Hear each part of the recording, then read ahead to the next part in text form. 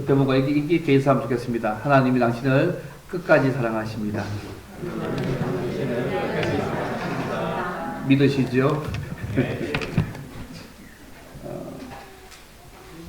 어느 풍자 시인이 쓴 글 가운데 이런 글이 있습니다. 마귀는 병이 들면 수도사가 되고자 하지만 마귀는 병이 나으면 수도사가 되기를 거부한다. 이런 말이 있습니다. 마귀는 병이 들면 수도사가 되고자 하지만 마귀는 병이 나오면 수도사가 되기를 거부한다. 무슨 말이냐면 많은 사람들이 하나님의 징계의 손이 스치기만 해도 자신의 삶을 뜯어 고치겠다고 늘 약속하지만 하나님의 손이 거두어지면 비 맞은 대리석과 같이 된다는, 마음을 굳게 한다는 그런 의미를 담은 말입니다. 이처럼 사람의 약속은 그것이 하나님께 대한 약속이든 사람의 약속이든 사람의 약속은 상황에 따라 바뀔 때가 참 많습니다. 그렇지만 오늘 본문에 보면 자신이 한 약속을 지키시려는 하나님의 모습이 나옵니다. 사실 신자인 우리는 하나님의 그 인격과 그분이 하신 모든 말씀을 사실 우리는 믿습니다. 믿으시죠? 그런데 우리가 이 하나님을 믿지만 이 하나님이 우리에게 우리의 삶 가운데 도무지 믿음을 주시지 않는 느낌을 받을 때가 사실 삶 속에 꽤 있습니다. 예를 들면 경제적인 문제나 질병의 문제나 인간관계나 또 우리의 삶의 상황의 반전 같은 문제들이 변화가 있기를 우리가 소망하면서 기도합니다. 또 공적인 예배에 참여하고 성경을 매일매일 묵상하고 적용합니다. 근데 이래도 우리의 문제가 풀리지 않는 것처럼 보일 때에 이렇게 하나님 앞에 예배하고 기도하고 말씀을 읽고 섬기는 일이 무의미하다고 갈등할 수 있습니다. 그리고 그 하나님을 도무지 믿을 수가 없다는 생각이 들 때도 있습니다. 그리고 이런 상황에서 우리가 어떻게 해야 될까요? 특히 오늘 아브라함에게 주신 특히 횃불 언약의 말씀을 통하여서 이런 상황에서 우리의 믿음을 어디에 두어야 될지, 어떻게 우리가 살아가야 될지를 오늘 말씀에서 크게 한 두 가지 정도로 생각해 보기를 원합니다. 첫째는요, 약속이 더디 이루어지고 고난이 있어도 포기하지 말고 신실하신 하나님을 믿고 인내해야 한다는 것이 첫 번째입니다. 약속이 더디 이루어지고 고난이 있어도 포기하지 말고 신실하신 하나님을 믿고 인내해야 한다는 것이 첫 번째입니다. 창세기 15장에서 하나님은요, 아브라함에게 자손에 대한 약속과 땅에 대한 약속을 다시 확인해 주셨습니다. 그래서 롯을 구출하게 하고 난 이후에 하늘의 별들을 보시면서 아브라함의 자손을 많게 하시겠다고 다시 약속하셨습니다. 그런데 이 약속 이후에 하나님께서 7절에 보시면 나는 이 땅을 내게 주어서 소유를 삼게 하려고 너를 갈대아 우르에서 이끌어낸 여호와라고 하시면서 이미 약속하신 땅에 대한 약속을 다시 약속하는 모습이 7절의 말씀입니다. 근데 그러니까 아브라함이요, 이런 하나님의 말씀에 대해서 증거를 요구합니다. 이 8절 말씀입니다. 내가 이 땅을 소유로 받을 것을 무엇으로 알 수 있느냐고 증거를 요구합니다. 하나님이 약속하신 땅이 가나안 땅이잖아요. 근데 이 가나안 땅에 오늘 말씀에 후바지를 보시면 알겠지만 19절 20절에 보시면 아직 여전히 10개의 가나안 부족들이 아직 살고 있습니다. 이미 아브라함은 하나님의 약속에 대한 아마 불안감을 가지고 있었는지 모르겠습니다. 그래서 아브라함은 이 땅에 대한, 가나안 땅에 대한 약속을 어쩌면 하나님께 분명히 하고 싶었는지도 모르겠습니다. 약속을 확실하게 하나님께 보증받겠다는 그런 의지의 마음이 있었는지 모르겠습니다. 근데 이 땅에 대한 약속은요, 제가 늘 말씀드린 것처럼 단순히 아브라함과 그 육체적인 후손인 이스라엘만을 위한 것이 아닙니다. 하나님께서 예수님을 보내시고 그를 통해 세우게 될 하나님 나라에 대한 약속이라는 것들을 좀 기억하시면 좋겠습니다. 그래서 아브라함이 주신 땅에 대한 약속은 단순히 그 당시 팔레스타인 제한된 영역이 아니라 완전한 하나님 나라를 예표하는 그런 약속이었습니다. 그래서 1차적으로 아브라함의 후손들이 들어가게 될 약속의 가나안 땅에서 성취가 되어지고요. 또 한편으로는 모든 믿는 자들이, 신자들이 들어가게 될 영원한 하나님 나라에 대한 약속이 땅에 대한 약속입니다. 그래서 이 땅에 대한 약속과 이것을 주신다고 보증하신 걸 보면 횃불량이 나오는데 이제 오늘 우리에게도 동일하게 중요합니다. 어쨌든 아브라함이 이런 요청에 대해서 하나님이요, 아브라함을 책망하지 않습니다. 9절 보시면 이렇게 나옵니다. 나를 위하여 3년 된 암소와 3년 된 암염소와 3년 된 수량과 산비둘기와 집비둘기 새끼를 가져오라고 요구하십니다. 근데 이런 말씀을 듣는 아브라함이요, 좀 독특하게 행동합니다. 아브라함이 하나님께서 말씀하신 모든 짐승들을 다 치해서요, 그게 가져오라 했는데, 그들을 죽여서 둘로 쪼개어 놓습니다. 하나님은 가져오라고 하셨는데, 아브라함이 둘에 쪼개어 놓습니다. 그리고 그 쪼갠 고기를 일정한 간격으로 띄워서 마주 보도록 놓았습니다. 그리고 새들은 쪼개지 않았습니다. 분명히 하나님께서 짐승들을 가져오라고 하셨는데, 아브라함은 그 짐승들 중에서 쪼갤 것은 쪼개고 그냥 둘 것은 두었다는 것입니다. 아브라함이 왜 이렇게 행동했을까요? 아마 그는 하나님께서 짐승을 가져오라고 하실 때 왜 그렇게 행동하셨는지를 아마 그 의미를 알고 있었습니다. 아브라함 이런 행동은요, 사실은 하나님의 약속에 대해서 계획을 먹고 보증을 맺는 방식의 내용들입니다. 예레미야 34장에 보시면 이런 말씀이 있어요. 송아지를 둘로 쪼개고 그 두악 사이로 지남에 내 앞에 언약을 맺었으나, 무슨 말이냐면 언약을 맺는 일과 쪼갠 고기 사이를 지나는 일이 똑같은 것으로 보고 있다는 것입니다. 지금 아브라함이요, 지금 고기를 쪼개어 놓은 거, 지금 이거 하기 위해서 쪼개 놓은 것입니다. 당시 고고학적 증거들에 의하면요, 국가나 개인 간의 계약을 체결하고 조약 문서에 서명하고 일종의 의식을 행했는데요, 한 마리 또는 여러 마리의 동물들과 여러 종류의 동물들을 죽여가지고요, 각각 2등분 합니다. 그리고 쪼갠 고기를 마주놓게 합니다. 그리고 그 사이를 체결한 쌍방이 지나가는 방식이 그 당시에 계약을 맺는 방식이었습니다. 근데 이것이 굉장히 중요한 의미가 있는데, 뭐냐 하면 만일 계약에 약속한 대로 약속을 지키지 아니하면 이 의식에서 짐승이 죽임을 당한 것 같이 죽음의 저주를 받겠다는 것입니다. 원래 우리가 결혼식 할 때, 그죠? 사실은 이 언약을 맺는 방식, 형식만 남은 거잖아요. 중간에 딱 지나가는 부분입니다. 사실 원래 형식은 이게 굉장히 중요한 의미의 방식이었습니다. 이런 면에서 아브라함이요, 동물들을 잡아 쪼갤 것은 쪼개고 그냥 둘 것은 그냥 두어서 분리해 놓았습니다. 하나님이 약속을 이루실 것에 대해서 생명을 걸고 맹세로 보증하는 계약을 맺으려고 하고 있습니다. 근데 아브라함이요, 하나님과 언약을 맺기 위해서 고기를 딱 쪼개놨는데 솔개들이 달려들어서 그것을 먹으려는 것을 보았습니다. 여러분, 죽은 동물의 시체 위에 솔개들 모이는 거 당연한 거 아닙니까? 그죠? 당연한 거잖아요. 그래서 아브라함이 그 솔개들을 쫓아내었습니다. 왜 굳이 이 언약을 맺는 이 방식 동물에 왜 솔개가 왔을까? 성경 전체가 어떻게 말하냐면요, 언약 계약을 파기하는 자가 어떻게 될 것을 보여주는 중요한 그림의 모습입니다. 신명기 28장이나 예레미야 34장에 보면 쪼갠 고기 위로 솔개들이 달려드는 것은요, 계약을 파기한 자는 이렇게 비참한 죽음을 죽게 될 것을 미리 보여주는 그림의 모습이었습니다. 어쨌든 아브라함이요, 하나님과 계약을 맺기 위해서 의식을 준비하고 난 이후에 깊이 잠이 들었습니다. 이때 하나님께서요, 뭘 하시냐면 앞으로 역사 가운데 있게 될 사건들을 아브라함에게 보여주셨습니다.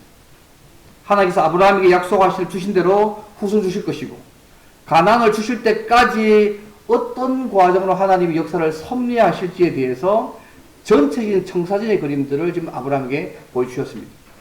이 그림을 보면요, 아브라함이 가나안 땅을 기업으로 얻게 되는 것은 아브라함이 살아있을 때가 아닙니다. 당대가 아니라 먼 훗날 400년이 지난 후에 이루어지게 됩니다.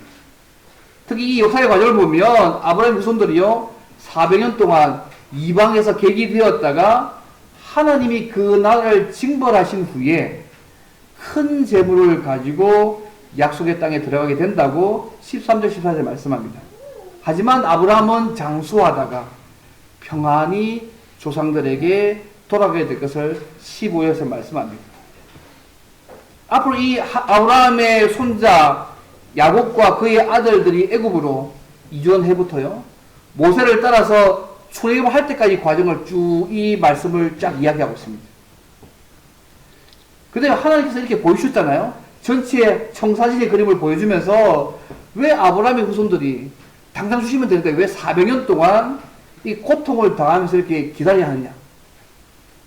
그거 오늘 본문에 말씀합니다. 여기다 성경에 두 가지로 나와 있습니다. 오늘 본문에 말씀해 보게 되면요. 가나안 족속들의 재앙을 심판하실 때가 아직 이르지 않았기 때문에 하나님이 약속을 주셨지만 400년 동안 지금 참고 계십니다. 또 하나가 더 있습니다. 에스겔서 20장 8절 보시겠어요? 에스겔서 20장 8절 말씀만 보시면 두 번째 이유는 뭐냐면 이스라엘의 우상 숭배 때문입니다. 에스겔 20장 8절에 이렇게 말씀 나와 있습니다.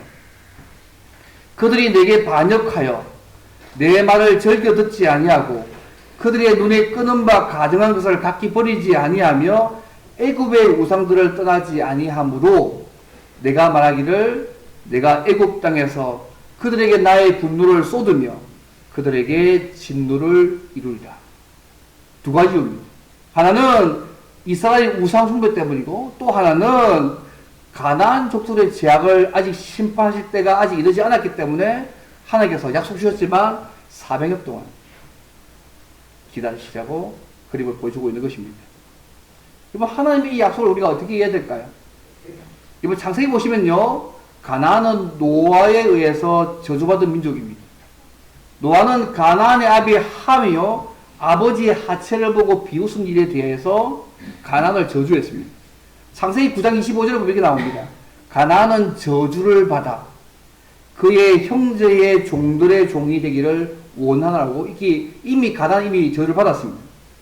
근데 하나님께서요. 재밌는 뭐냐면 가나안을 즉각적으로 멸망시키지 않으셨습니다.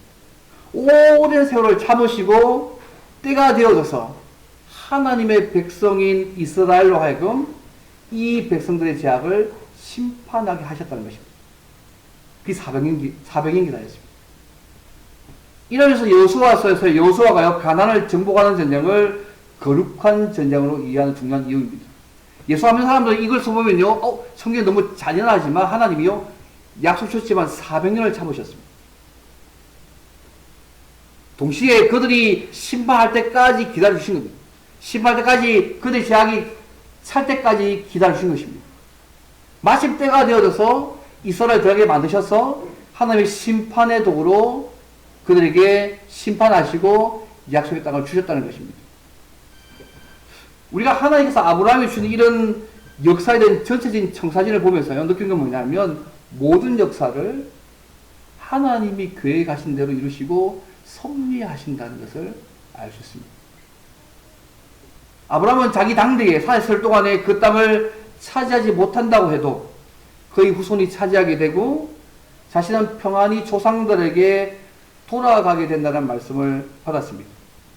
여러분 이 정도 말씀 보면 이런 건 위로가 됩니까? 내가 받아야 되는 거 아닙니까? 400년 기다려야지만 그 약속이 이루어지는 거잖아요. 자손도 금방 이루어질 것도 아니었고 그 땅에 대한 약속은 400년이 지나야 나도 아니고 그 나의 후손들이 받게 될 것들을 말씀을 듣습니다. 근데 아브라함이요 이 말씀을 듣고 위로를 받습니다. 완전한 하나님 나라를 소망하며 믿음으로 살아가는 모습들을 하게 됩니다.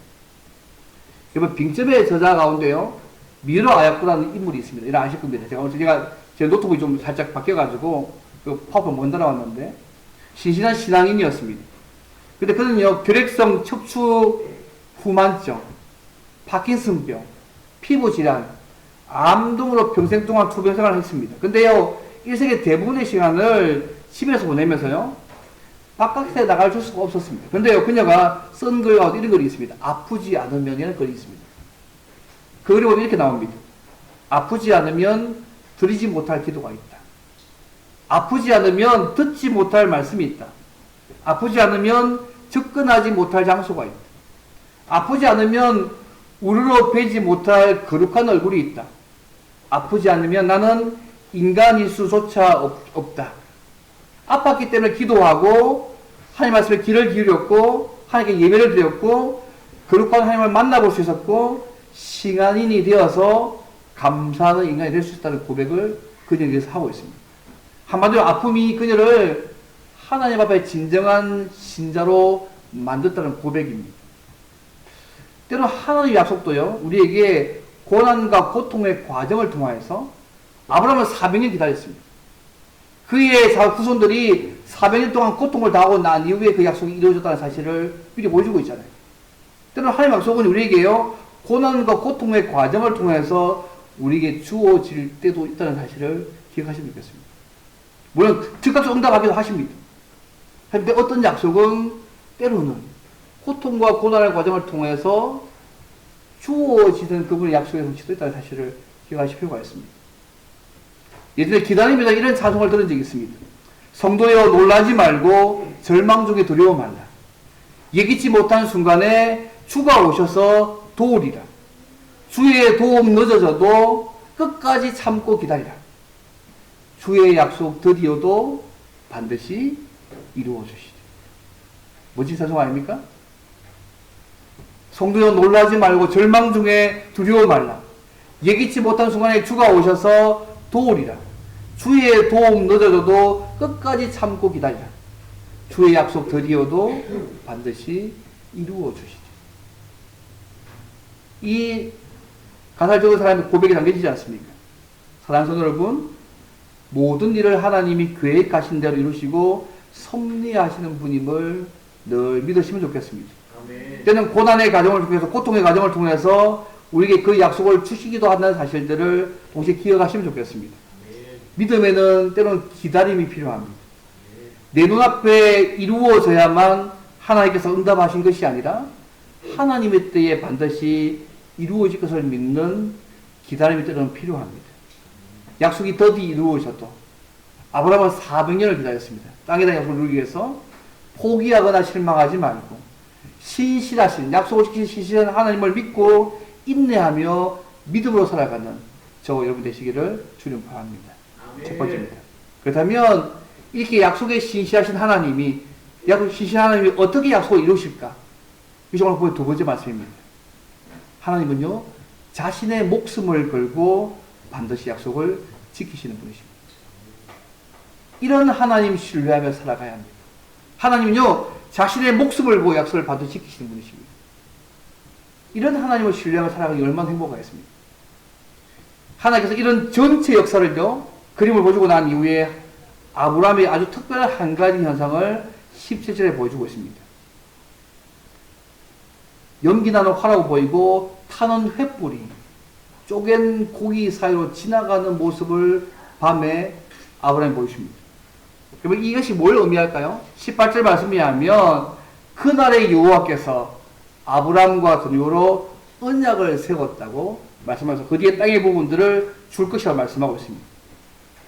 타는 횃불이 쪼갠 고기 사이로 지나간 일을 주님께서 말하면 여호와께서 아브라함과 더불어 언약을 세웠다고 18절에 말씀합니다. 아브라함이 하나님의 말씀대로 계약을 맺기 위해서 고기를 쪼개놨는데 하나님을 상징하는 타는 횃불이 지나갔습니다. 보통 일반적으로 계약을 맺거나 그 당시에 계약을 맺고 의식을 행할 때에 계약 양쪽 당사자가 지나가야 합니다. 하지만 오늘 이 계약에서는요, 당사자가 지나가시 아니라 하나님만이 지나가시고 있습니다. 이 의식은 당시에요, 계약을 맺고 그 계약을 맹세로 보증하는 방식이었습니다. 특히 고기를 쪼개어 놓은 것이나 여기 여러 마리의 솔개가 덤비는 것은 계약을 파기하는 자의 운명을 상징적으로 보여주는 그림이었습니다. 근데 누가 여러분 지금 고기 사이로 지나가고 있습니까? 두 당사자가 아닙니다.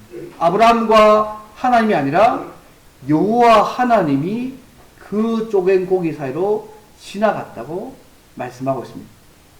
이게 무슨 의미일까요? 지금 아브라함이 뭘 요구했습니까? 하나님께서 약속하신 땅을 주실 때가 어떻게 믿을 수 있습니까? 물었잖아요. 8절에. 그에 대한 대답이 오늘 본문의 말씀입니다. 만약에 하나님께서 이 땅을 주시겠다는 약속을 이루지 못한다면 이 쪼개진 고기처럼 내 생명을 내어놓겠다고 보증하신 것입니다. 하나님 자신의 생명을 내어놓고 보증하신 것입니다.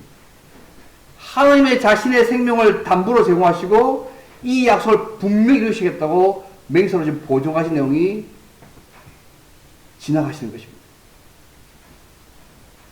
하나님께서 아브라함에게 주신 가나안 땅을 반드시 확실하게 주시겠다고 자신의 목숨을 담보로 보증해서 약속한 내용이 오늘 보면 내용입니다. 여러분, 하나님께서 약속에 대해서요, 자신의 생명을 담보로 제공하여 보증하시 이루어 주셨을까요? 우리 이후의 성경 알지 않습니까? 이 하나님께서는요, 아브라함이 나이 100세 때에 아들 이삭 주셨습니다. 그가 175세에 하나님 품으로 갔습니다. 그리고 아브라함의 아들 이삭이 60세에 하나님께서 그의 손자들인 야곱과 에서를 주신 것을 아브라함이 보았습니다. 이 야곱을 통해서 12지파의 족장이 나와서 이스라엘 국가의 기초가 지어졌고 구약교회의 기초가 되어진 거 아닙니까? 이들은 하나님께서 이상중의 역사를 보여주신 그림에 따라서 4대만의 큰 재물을 이끌고 애굽에서 나와서 제약 가운데 빠져있는 가나안을 점령해서 나라를 이루는 모습을 우리 이해 알고 있습니다. 하나님께서 아브라함이 보시는 그 역사의 밑그림대로 4대 만에 400년 만에 올라오게 하셔서 제약 가운데 빠져서 이 가나안을 심판하시고 이 땅을 약속대로 하나님이 주셨습니다. 근데 이 땅이요, 사실 그들에게만 의미 있는 것이 아니고 우리가 들어갈 완전한 본향, 천국을 예표하는 것입니다. 여러분, 이 나라 들어가는 문제가 전적인요, 하나님이 책임지고 하나님의 은혜로 들어갈 수 있지 않습니까? 오늘 본문의 아브라함은요, 하나님이 홀로 쪼개 있는 사이를 지나가시면서 이 약속을 보증하셨습니다.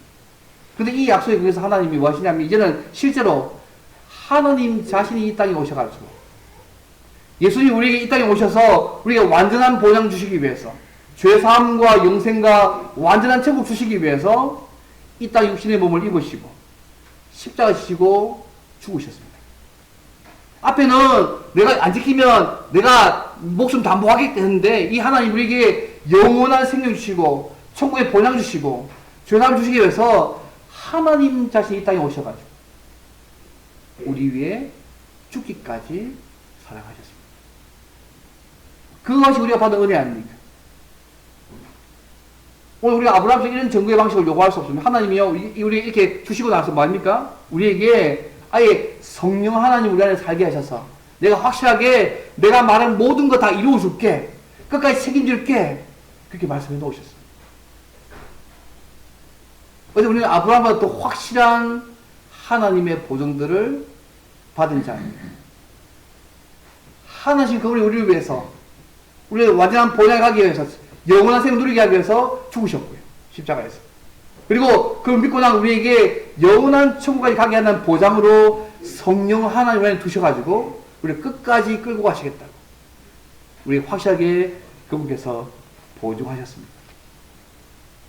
우리 이후의 성경을 보면 하나님께서, 신실하신 하나님께서요, 아브라함의 한 약속들을 이루셨고 계속 이루어 가실 것입니다.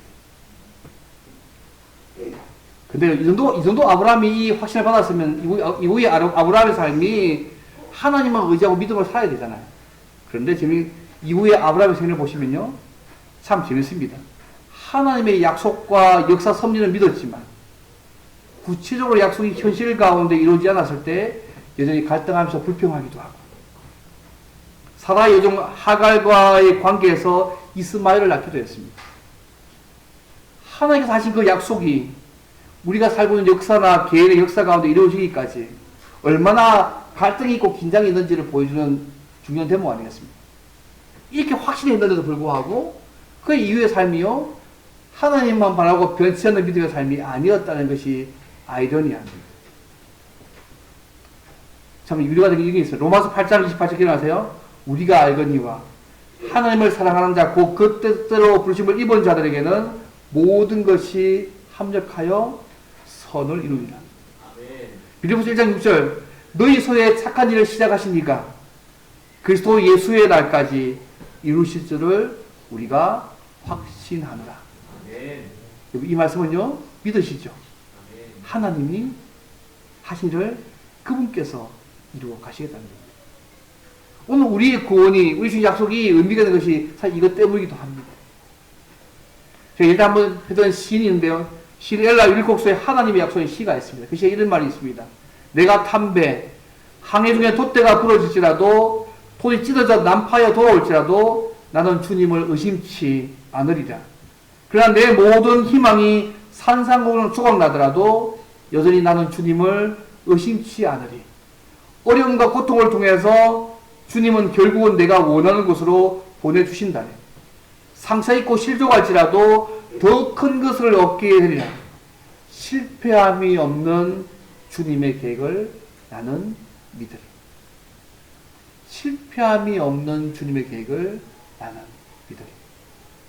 하나님이 우리를 향하신 계획, 약속, 실패할까 여러분? 그 약속으로 이루어 가실 것입니다. 죽기까지 사랑하셨고 성령 하나님 우리 주셔가지고 그 약속들을 우리의 삶 가운데 끝까지 이루어 가실 것을 그분께서 보증하셔서 그걸 해놓으셨습니다. 이제 얼마나 위로가 되는지 모르겠습니다.